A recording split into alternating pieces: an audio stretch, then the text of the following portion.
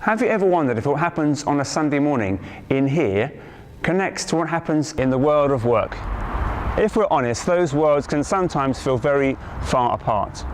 So let's take a look at some examples of how people in our diocese are putting their faith into action in everyday life. I am a property lawyer.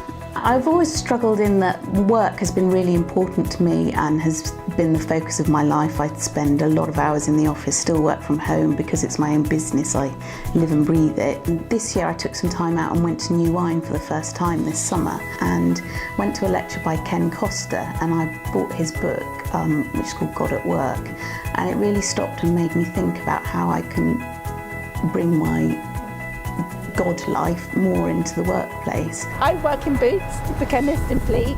I am a sales assistant. I can connect my faith to my work with the customers that come and ask me questions. Faith in work is really interesting. You work through your personality and therefore your faith comes through your personality as well.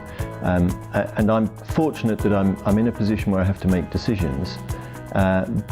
But it's the means by which you make those decisions are just as important as the decision itself. I've transformed the way I work. I've renamed my workstation my God station, and I've reordered my life to say that God comes first, family are second, work is third. It doesn't mean that I work any fewer hours, but it's just re-emphasised the focus on my life. A lot of other Christians know that I'm a Christian, even without me telling them. If you're doing something at work and it's not going right, it's easy, I think, for them to talk to me with my faith. Getting people to talk in front of the congregation about their workspace and their point of being used in God's mission in a creative way in the main service is a big shift. I'm in the army. I am a healthcare assistant in the army. So when we are in UK, you look after troops, and as a sergeant, you have about 15 troops that you look after.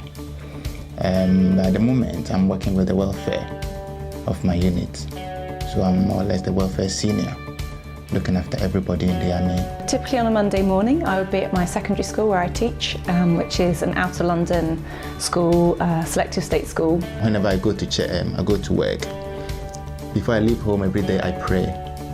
I get to work, I pray before I start work. And then the last night I do before I leave work, I pray as well. So it always reminds me, especially my church, about my work. My faith is key to who I am and how I try to live, so that affects all that I do in work. So trying to work for the Lord as if working for the Lord, so trying to be as good a teacher as I can be, being diligent in marking my students' work, trying to help them make progress, have good outcomes for them. As teachers we're always being pushed to try to improve our practice, and I feel I have an extra reason to do that.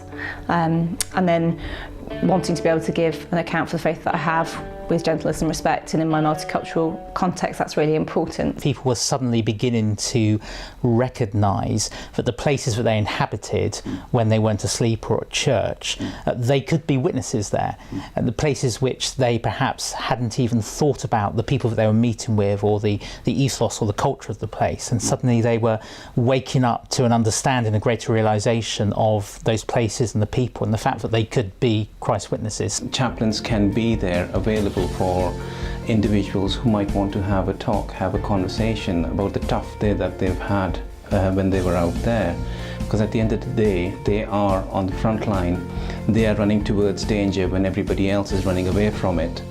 And so it's being a presence where people can come and offload. We tend to use the language of frontline now across the breadth of the church, and people are very relaxed with the use of that word. They understand what it means, and we continue to repeat that in services to remind people, not just when we're teaching on that particular theme, but in any particular context. There's always the question, who chaplains the chaplain? And in my experience, prayer support is the most crucial for the chaplains who are ministering and supporting the police officers who are on the front line. As chaplains, we can support them in whatever the situation, whether it's supporting them through bereavement, whether it's supporting them because they've had a tough day at work. If seeing these people's stories has inspired you to make a better connection between your faith and your work, go to the diocesan website, the Transforming Work webpages for ideas and support. You'll find their work-focused prayer resources and recommended courses. You can also keep up to date with the Transforming Work events we're running this year, including a conference in the autumn supported by the Bible Society. Vocation is the logic of baptism, which is to say, if we understand ourselves to be saved by God, then we are called by God, and we're called to many different ministries according to the gifts and graces God has given us. But it's the whole people of God that constitute the priesthood. So my priesthood is, if you like, the focus of everyone else's priesthood. And priesthood is about bridging the sacred and the secular, bridging the church and the world, bringing Jesus Christ to those who don't know him. I long that when we talk about vocations in the church, we understand that all are called to be pastors, if you like, to be bearers of God's love and blessing to a broken world.